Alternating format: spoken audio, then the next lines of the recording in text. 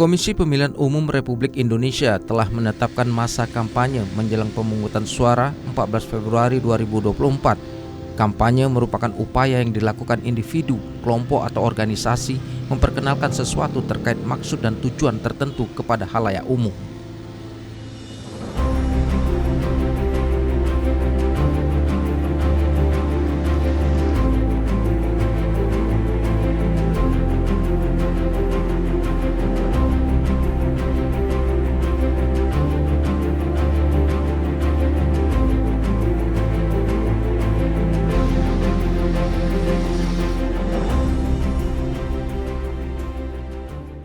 Kampanye menjadi alat untuk mempengaruhi dan memobilisasi orang dalam jumlah banyak. Dalam sejarah politik, kampanye telah diterapkan dalam sistem demokrasi pada zaman Yunani. Seperti di Athena misalnya, para calon senator berpidato di depan orang banyak, menyampaikan ide maupun gagasan untuk mendapatkan dukungan mereka.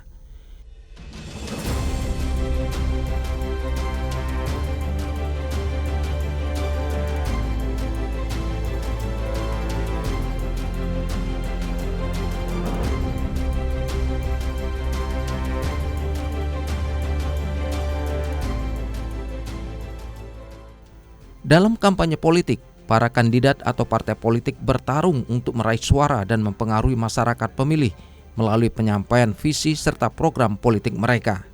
Seiring waktu, kampanye terus mengalami perubahan dalam bentuk, strategi, teknik komunikasi, dan penggunaan media. Kampanye sekarang ini telah menggunakan peralatan yang lebih canggih untuk menjangkau khalayak dalam sisi cakupan maupun dampak yang lebih luas.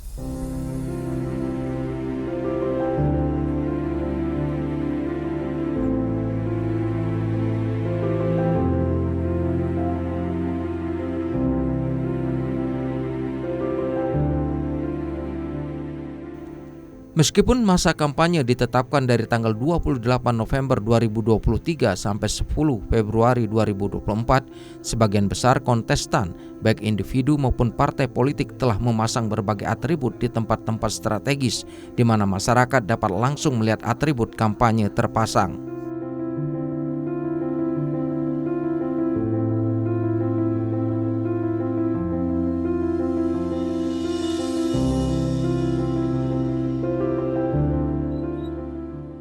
Masa kampanye telah ditetapkan. Para kontestan pun berlomba menabuh genderang perang. Terlihat dari banyaknya alat peraga yang terpasang sebelum waktunya tiba.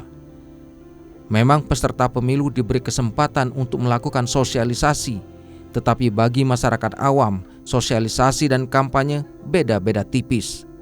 Kebingungan memaknai dua kata, sosialisasi dan kampanye, cukup dirasakan masyarakat. Tanpa prasangka, momen seperti ini seringkali dimanfaatkan para kontestan untuk mendahului pesaingnya.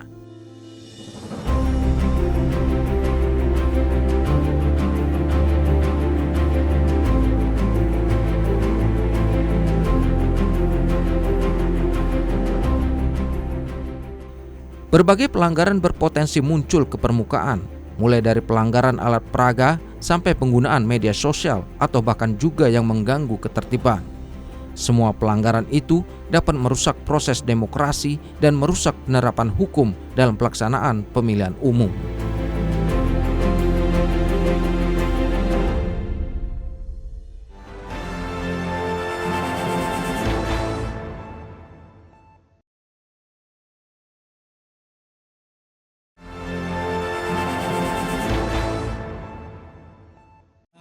Harapan kami masyarakat Prabu Muli ini Pak, ya lancar, aman-aman baik lah, jangan ada sampai rusuh, bentrokan antara partai kan, sama-sama pengikut partai kan damai-damai baik lah, itulah harapan kami. Jadi kami masyarakat ini bisa mencari dengan aman Pak, ya jangan ada kerusuhan lah, itulah harapan kami ya. Menjelang pemilu di 2024, kami dari Pemuda Kota Prambanan mengharapkan kampanye yang bersih, kampanye yang sehat. Jadi kampanye yang sehat itu kampanye yang menjual program-program untuk yang bisa dijual ke masyarakat.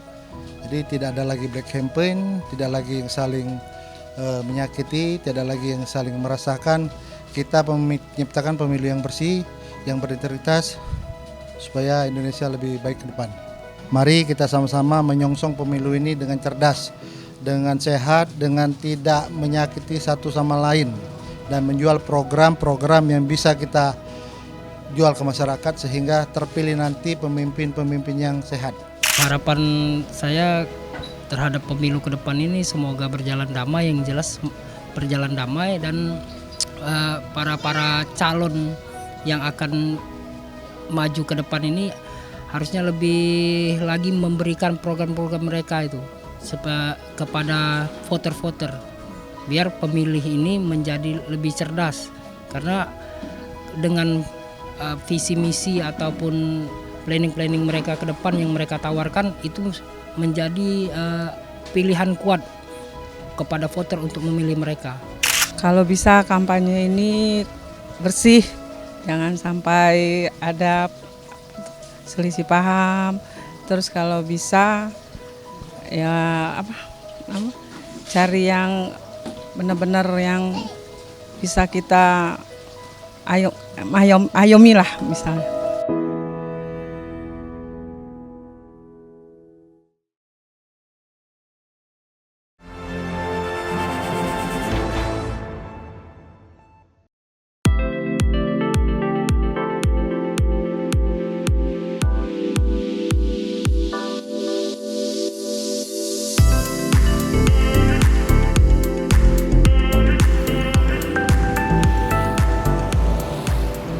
Kampanye merupakan salah satu tahapan pada pemilihan umum. Pada tahapan kampanye inilah para peserta pemilihan umum berupaya untuk mempengaruhi orang agar memilih dirinya. Akan tetapi pelaksanaan kampanye harus dilakukan secara elegan, tanpa harus memunculkan kambing hitam. Untuk mengetahui bagaimana sebaiknya kampanye dilakukan peserta pemilu, kami akan ajak Anda menemui Ketua KPU Kota Prabu Muli, Bapak Marjuansyah, untuk membincangkannya.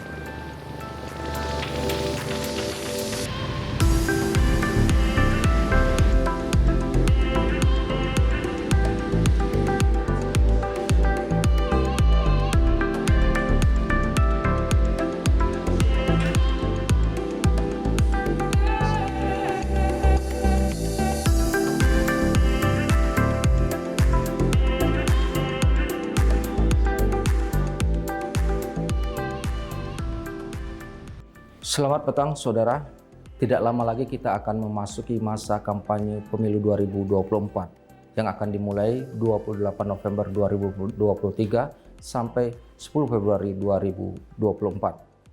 Nah, sebelum memasuki masa kampanye, mungkin ada baiknya kita mencoba untuk memahami kembali apa itu kampanye.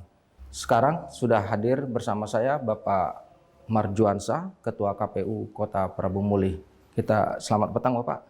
Ya, kita langsung saja Pak ya. Untuk pertanyaan pertama ini Pak, mungkin bisa dijelaskan kira-kira apa sih Pak maksud kampanye itu sendiri? Iya, jadi kampanye ini menjadi salah satu bagian dari tahapan penyelenggaraan pemilu. Jadi ketika tahapan pemilu, penetapan peserta pemilu itu sudah ditetapkan. Mulai dari penetapan peserta pemilu yaitu partai politik, calon perseorangan DPD, kemudian pasangan calon pilpres untuk pilpres dan seterusnya. Kemudian akan memasuki masa kampanye. Nah, kampanye ini dimanfaatkan, digunakan oleh para peserta pemilu untuk memberikan sosialisasi. Untuk memberikan sosialisasi, pendidikan politik, pendidikan pemilih, kemudian untuk menyampaikan visi misi tujuan masing-masing peserta pemilu begitu, sehingga melalui kampanye tersebut para peserta pemilu bisa menggait hati rakyat atau hati para pemilih untuk memilih mana pilihan yang terbaik ketika hari H pemungutan suara nanti. Nah, mengenai metodenya bagaimana Pak? Ya, untuk kampanye tentu banyak metode ya, mulai dari yang kita kenal, sering kita temui, kita jumpai. Ada rapat umum atau kampanye akbar bahasa umumnya begitu ya, yang mengumpulkan 500 sampai ribuan peserta atau 3.000 peserta. Kemudian ada juga rapat terbatas yang mengumpulkan mungkin di rumah-rumah begitu ya, yang pesertanya puluhan sampai ratusan. Kemudian bisa juga melalui media sosial, elektronik, media cetak begitu.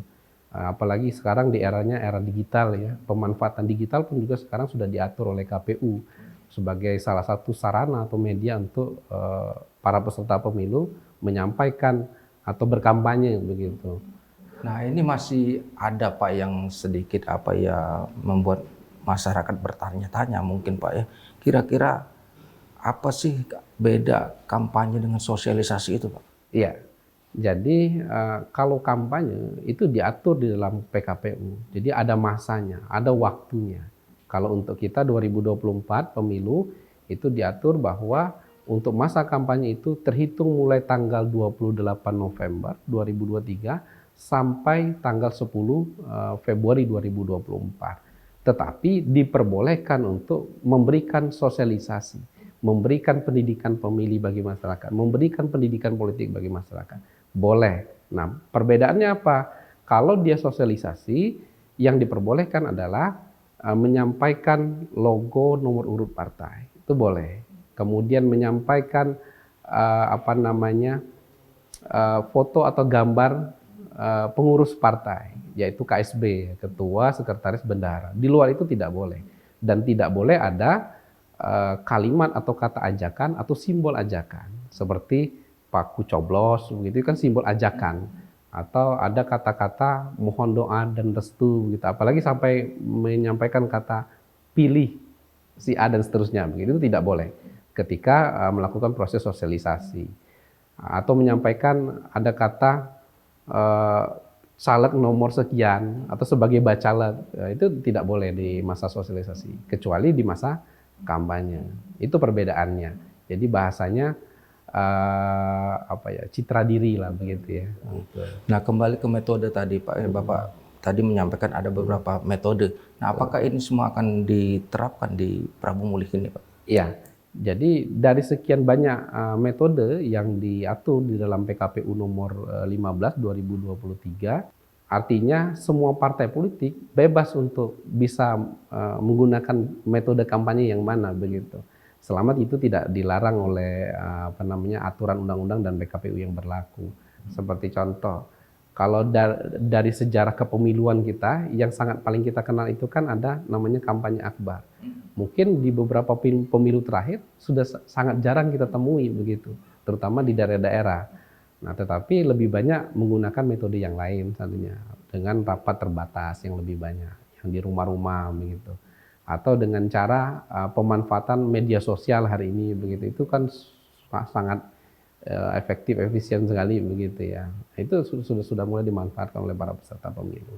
Nah, terkait tadi Bapak sudah menyinggung masalah media sosial Pak, kira-kira ada nggak ini batasan-batasan dalam penggunaan media sosial dalam kampanye? Iya, tentu ada ya. Artinya kita sudah mengatur itu. Mulai dari pertama, setiap peserta pemilu, terutama partai politik, itu wajib menyampaikan kepada KPU maksimal paling banyak itu 20 jenis akun dalam satu platform. Seandainya kita pakai media sosial, Facebook begitu. Silakan dalam satu partai menyampaikan paling banyak 20 akun resmi yang didaftarkan ke KPU, ditembuskan ke Bawaslu.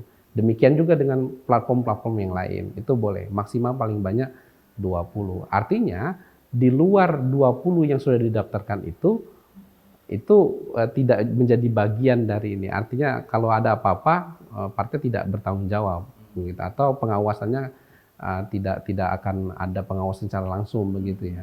Nah, kemudian diatur juga nanti terutama di Perbawaslu ya, saya pikir di Bawaslu, karena Bawaslu punya sistem, punya mekanisme pengawasan terhadap peserta pemilu yang memanfaatkan media sosial ketika kampanye begitu. Nah, sampai sejauh ini Pak, kira-kira pengamatan Bapak bagaimana khusus untuk di Kota Prabu Muli dalam hal penggunaan media sosial? Ya, untuk di Prabu Muli kalau secara resmi belum semua partai politik itu menyampaikan kepada kita. Nah, tetapi sudah kita sampaikan bahwa itu akan kita tunggu sebelum masa kampanye itu masuk. Artinya kita akan lebih mudah gitu ya untuk memantau. Oh, partai A ada sekian akun di sekian platform dan lain sebagainya. Gitu. Tapi pemanfaatannya saya pikir seperti antusiasme banyak begitu. Iya. Tapi kalau seandainya Pak mereka belum menyampaikan sampai batas waktu itu, apa yang akan kita lakukan? Iya. Artinya ada sanksi apa enggak begitu ya. Kalau sanksi sih nggak ada ya, tetapi kan kemudian nanti kalau suatu saat ternyata ada satu akun tertentu di satu platform tertentu mengatasnamakan partai politik, nanti dia tidak terikat dengan aturan. Kalau ada apa-apa kan bisa sangat memungkinkan apa namanya ya banyak lah ya apa hoax begitu ya, kemudian black campaign gitu atau politik-politik yang tidak diperkenankan begitu ya. Itu implikasinya ke partai politik. Nah, kemudian Pak ya, selain itu Pak, kita juga ingin mengetahui Pak, kira-kira di dalam masa kampanye ini siapa saja Pak yang menjadi peserta kampanye itu? Apakah masyarakat juga termasuk di dalam peserta kampanye gitu? Ya, jadi di dalam PKPU nomor 15 2023 itu juga sudah diatur bahwa setiap partai politik termasuk pasangan calon, termasuk DPD itu wajib menyampaikan kepada KPU. Artinya mereka sebagai pelaksana atau peserta yang ikut kampanye, siapa yang akan melaksanakan kampanye ketika di waktu-waktu tertentu, terutama yang kampanye akbar ya. Kalau kampanye yang sifatnya rapat terbatas segala macam kita tidak mengatur. Kita mengatur yang spesifik itu yang kampanye akbar. Artinya mereka akan pakai di hari apa, tanggal berapa, jam berapa, di mana begitu. Siapa pelaksananya, siapa saja yang terlibat, tentu itu sudah diatur semua. Sampai kita mengatur siapa yang tidak boleh terlibat. Nah, termasuk saya contoh anak kecil yang belum masuk usia sebagai pemilih, itu kan tidak boleh dilibatkan. Tidak boleh berkampanye atau kampanye akbar di tempat-tempat yang sudah dilarang, di lembaga-lembaga pendidikan gitu kan, di tempat ibadah, sarana pemerintah dan lain sebagainya. Begitu sudah diatur semuanya. Nah, tadi Bapak juga menyatakan bahwa anak kecil tidak boleh ikut serta dalam kampanye, tapi pada kenyataannya berdasarkan pengalaman tersebutnya masih kita temukan itu. Ini bagaimana? Nah, itu ranahnya Bawaslu itu. Sebagai lembaga pengawas ya. Artinya kita mengatur aturan mainnya, tetapi polisinya kan ada sendiri tuh di Bawaslu. Oke. Nah, kemudian Pak, apakah kita sudah menentukan titik-titik kampanye untuk itu? Iya. Kemarin beberapa waktu yang lalu, tepat kemarin itu kita sudah menetapkan lokasi-lokasi untuk tempat pelaksanaan kampanye, terutama untuk kampanye akbar ya. Nah, karena kalau kampanye seperti tadi sudah saya singgung bahwa kampanye rapat terbatas segala macam tidak kita tentukan. Silakan saja begitu. Asal jangan tidak kampanye di tempat yang sudah dilarang. Seperti di masjid itu tidak boleh, atau tempat-tempat ibadah, di sekolah dan sebagainya. Nah, sedangkan untuk kampanye akbar, kita di Prabu Muli 6 kecamatan, 37 desa kelurahan, itu kita sudah tentukan di kelurahan mana saja, di kecamatan mana saja, tempat-tempat yang bisa digunakan untuk melaksanakan kampanye akbar. Itu sudah kita tetapkan. Nah, kemudian Pak, ini kan ada fenomena baru nih Pak, dukungan baru-baru ini dukungan kepala desa misalnya untuk salah satu calon. Nah, ini bagaimana nih Bapak menyikapi hal-hal seperti ini Pak? Ya, kalau berdasarkan aturan undang-undang PKPU jelas itu tidak boleh. Karena sudah diatur ya di undang-undang dan PKPU itu bahwa kepala desa, perangkat desa itu tidak boleh berpolitik praktis, apalagi mendukung salah satu pasangan calon. Bahkan untuk nyalek saja itu harus mundur. Begitu, artinya tidak boleh begitu. Mereka harus netral. Nah, di dalam kampanye ini Pak, kira-kira hal-hal apa Pak yang berdasarkan pengamatan KPU yang mungkin bisa menimbulkan konflik pada saat itu? Ya, kalau untuk Prabu Muli sebenarnya rada kondusif ya untuk persoalan-persoalan seperti itu. Tapi seringkali di lapangan yang terjadi adalah ketika satu partai itu kayak seperti contoh ya, pemasangan spanduk, baliho dan sejenisnya. Satu partai sudah memasang di satu titik tertentu, kemudian ditimpa oleh partai yang lain. Itu sangat berpotensi untuk terjadi konflik ya antar partai. Atau bisa juga seandainya saling merusak alat peraga kampanye satu sama lain. Kemudian terkait perizinan, ini kan kita sudah mengatur ya bahwa baik itu kampanye akbar, pemasangan APK, APS itu sudah harus ada perizinan dan sebagainya. Tapi seringkali kadang tim sukses atau siapapun yang mendukung pemasangan spanduk, baliho segala macam tanpa izin langsung dipasang, sehingga di lapangan terjadi potensi ribut ya. Tapi alhamdulillah sih kalau di Prabu Muli walaupun ada tapi nggak begitu banyak. Iya. Nah, ini kembali lagi Pak soal pemasangan APS ataupun APK Pak ya. kita dari tahun ke tahun nampaknya ini selalu berulang terus ini Pak. Apa tidak tepat cara memasangnya, kemudian titik lokasinya. Nah, kira-kira menurut pengamatan Bapak selaku Ketua KPU, kira-kira apa sih yang menyebabkan ini selalu berulang? Artinya kan aturannya itu kan, atau aturan mainnya kan sudah diatur ya. Ini boleh, ini tidak, dan sebagainya. Tapi kemudian memang seringkali terjadi di lapangan tidak semua peserta pemilu itu mengikuti aturan-aturan yang sudah ada. Baik mereka yang sudah tahu aturan tapi pura-pura tidak tahu, atau memang tidak tahu gitu ya. Dan kita di setiap kali rapat-rapat koordinasi dengan partai politik, bahkan peserta pemilu yang lainnya, terus menyampaikan bahwa aturan main dalam berkampanye ini dan lain sebagainya. Termasuk hari ini atau beberapa waktu yang lalu sebelum penertiban. Belum masuk masa kampanye, ternyata sudah banyak partai politik, peserta pemilu, bahkan caleg yang sudah memasang bukan APS, tapi APK. Kalau APS boleh begitu, tapi yang banyak APK begitu. Sehingga siapa yang menindak? Ya, ditindak oleh Bawaslu per tanggal 14 kemarin begitu ya. Artinya penertiban terhadap pelanggaran-pelanggaran pemilu atau pelanggaran kampanye itu ada di core-nya, ada di Bawaslu. Nah, kemudian Pak, untuk pemilih pemula Pak, apakah ada aturan khusus bahwa mereka untuk kampanye terhadap mereka gitu Pak? Ya. Apakah itu diatur juga di dalam KPU gitu Pak? Kalau secara spesifik tidak diatur ya, karena yang diatur itu kan umum. Jadi semua peserta pemilu terhadap semua peserta atau semua pemilih begitu, atau masyarakat secara umum. Nah, kalau terkait bagaimana kemudian untuk meningkatkan partisipasi pemilih ketika hari H pemungutan suara terhadap pemilih pemula, pemilih muda begitu ya. Karena kita mengingat melihat data pemilih kita kan termasuk yang tertinggi ya, pemilih pemula pemudanya. Nah, itu kita lakukan sosialisasinya sejak dini, bahkan sebelum tahapan pemilu berlangsung itu sudah kita mulai lewat program Sekolah Demokrasi.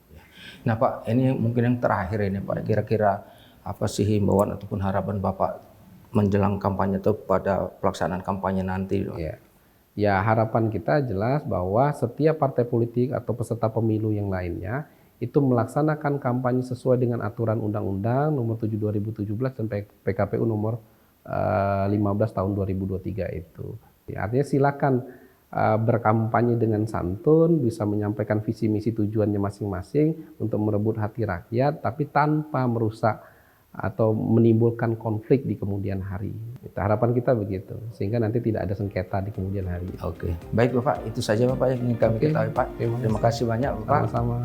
Saudara, itulah tadi bincang-bincang kami dengan Ketua KPU Prabu Muli, Bapak Marjuansyah, dan kita harapkan kampanye akan dilaksanakan nantinya dapat berjalan kondusif. Sekian atas perhatian Anda. Terima kasih. Selamat petang.